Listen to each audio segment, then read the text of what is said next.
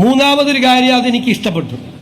നമ്മുടെ men's association അവർ ഭയങ്കരമായ പ്രതിഷേധമാണ്. സ്ത്രീകൾക്ക് മാത്രം സൗജന്യം കൊടുക്കാൻ പോകുന്നു എന്നുള്ള ഒരു പ്രതിഷേധമാണ്. അപ്പോൾ അവർ വേറെ ബസ്സിലൊക്കെ യാത്ര ചെയ്യുന്നുണ്ട്. അതൊരു രസകരമായ ഒരു കാര്യം കൂടിയായിട്ടാണ് ഞാൻ കാണുന്നത്. അതിനോടൊന്നും നമുക്കൊരു വിരോധമില്ല. പക്ഷെ എല്ലാ പ്രശ്നം എന്താ, പൊതുവായി എല്ലാ പുരുഷന്മാരെയും കുറിച്ചല്ല ഞാൻ പറഞ്ഞത്. ഞാൻ ഒരു പുരുഷ വിരോധി ഒന്നല്ല. ഈ ഇത്രയും പൈസ ബാക്കി വരുന്നു എന്ന് പറഞ്ഞു ഇവർ യാത്ര ചെയ്യുമ്പോൾ ഇവരുടെ കയ്യിലാണെങ്കിൽ ആ പൈസ വീട്ടിലെത്തും. മറ്റേതാ സൗജന്യം കൊടുത്ത ഈ ബാക്കി വരുന്ന പകുതി കുറച്ച് പേര് കൊടുക്കും വീട്ടിൽ, ബാക്കി എവിടെ പോവും? ഞാൻ പറയില്ല, ഗവൺമെന്റിന് കിട്ടും പൈസ, സർക്കാരിന് കുഴപ്പമൊന്നും ഉണ്ടാവില്ല, പോയില്ല. അപ്പോൾ ഇവർക്കൊന്ന് കൊടുക്കട്ടെ. കേരളത്തിലെ പബ്ലിക് ട്രാൻസ്പോർട്ടേഷൻ സംവിധാനം മികച്ചതാക്കണം എന്നതാണ് ഈ സർക്കാരിന്റെ സ്വപ്നം. പ്രത്യേകിച്ച് അർബൻ പ്ലാനിങ്ങിന്റെ ഭാഗമായി നഗരങ്ങളിൽ, ഇപ്പൊ കൊച്ചിയിലെക്കാരനാണ് ഞാൻ, കൊച്ചിയിലെ ഹൈക്കോടതിയിൽ ഒരു 2000 വക്കീലന്മാർ വരുന്നുണ്ട്. 2000 കാറുമായിട്ടാണ് ഇവർ വരുന്നത്. അതിന്റെ ആവശ്യമില്ല. പബ്ലിക് ട്രാൻസ്പോർട്ടേഷൻ മികച്ചതാണെങ്കിൽ വക്കീലിന് വീടിന്റെ പുറത്തേക്ക് ഇറങ്ങി നിന്നാൽ, ഡോക്ടർക്ക്, എഞ്ചിനീയർക്ക്, ജീവനക്കാർക്ക് വീടിന്റെ പുറത്തേക്ക് ഇറങ്ങി നിന്നാൽ ഏത് ഡെസ്റ്റിനേഷനിലും പോകുന്ന ഒരു പൊതു ഗതാഗത സംവിധാനം ഉണ്ടെങ്കിൽ അവർ ഈ വണ്ടി എടുക്കില്ല. അപ്പൊ അവർക്ക് ആ വണ്ടിയിൽ കയറി വരാം. അപ്പൊ നമ്മുടെ ഈ നഗരങ്ങളിലെ വാഹനങ്ങളുടെ സാന്ദ്രത കുറയ്ക്കാം. അതിനു വേണ്ടിയിട്ടുള്ള ഒരു അർബൻ പ്ലാനിങ്ങും പബ്ലിക് ട്രാൻസ്പോർട്ടേഷൻ സിസ്റ്റത്തെക്കുറിച്ചും ഈ ഗവൺമെന്റ് ഗൗരവതരമായി ആലോചിക്കുന്നുണ്ട്. അത് സ്വകാര്യ മേഖല കൂടി അതിന്റെ പങ്കാളികളാവും. ആ സ്വകാര്യ മേഖലയ്ക്ക് എന്തെങ്കിലും ഒരു നഷ്ടം ഈ ഒരു പദ്ധതി കൊണ്ട് ഉണ്ടായിട്ടുണ്ടെങ്കിൽ അതുകൂടി നികത്താനുള്ള നടപടി ഗവൺമെന്റ് സ്വീകരിക്കുമെന്ന് ഞാൻ ഉറപ്പ് നൽകുന്നു. ഒരു സെക്ടറും തളരാൻ പാടില്ല.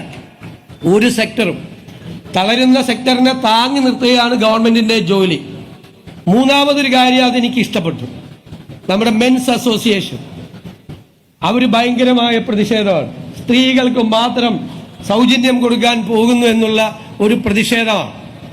അപ്പോൾ അവർ വേറെ ബസ്സിലൊക്കെ യാത്ര ചെയ്യുന്നുണ്ട്. അതൊരു രസകരമായ ഒരു കാര്യം കൂടിയായിട്ടാണ് ഞാൻ കാണുന്നത്. അതിനോടൊന്നും നമുക്കൊരു വിരോധമില്ല. പക്ഷെ എല്ലാ പ്രശ്നം എന്താ, പൊതുവായി എല്ലാ പുരുഷന്മാരെയും കുറിച്ചല്ല ഞാൻ പറഞ്ഞത്. ഞാൻ ഒരു പുരുഷ വിരോധി ഒന്നല്ല. ഈ ഇത്രയും പൈസ ബാക്കി വരുന്നു എന്ന് പറഞ്ഞു ഇവർ യാത്ര ചെയ്യുമ്പോൾ ഇവരുടെ കയ്യിലാണെങ്കിൽ ആ പൈസ വീട്ടിലെത്തും. മറ്റേതാ സൗജന്യം കൊടുത്ത ഈ ബാക്കി വരുന്ന പകുതി കുറച്ച് പേര് കൊടുക്കും വീട്ടിൽ, ബാക്കി എവിടെ പോവും? ഞാൻ പറയില്ല, ഗവൺമെന്റിന് കിട്ടും പൈസ, സർക്കാരിന് കുഴപ്പമൊന്നും ഉണ്ടാവില്ല, പോയില്ല. അപ്പോൾ ഇവർക്കൊന്ന് കൊടുക്കട്ടെ.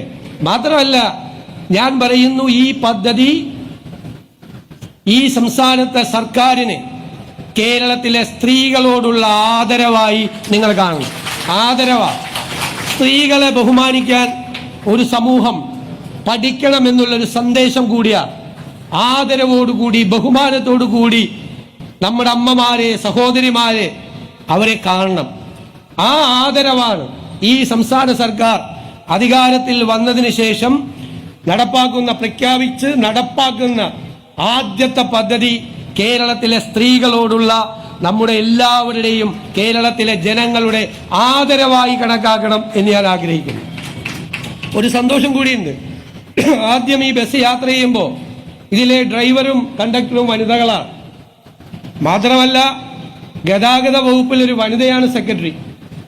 ചുമതലയേറ്റ ഒരു വനിതാ സെക്രട്ടറി ആദ്യം ഉത്തരവിടുന്നത് ഇതാണ്.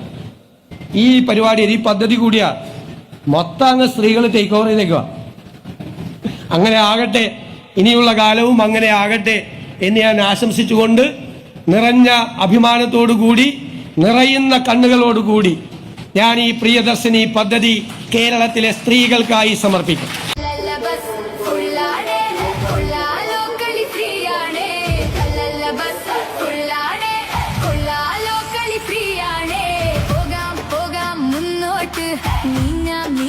ചെമ്മോട്ട് പോകും പാടാം ഉച്ചത്തിൽ, മെച്ചത്തിൽ തണലൊന്ന് വിരിച്ചു, അവൾ ഇന്ന് ചിരിച്ചു.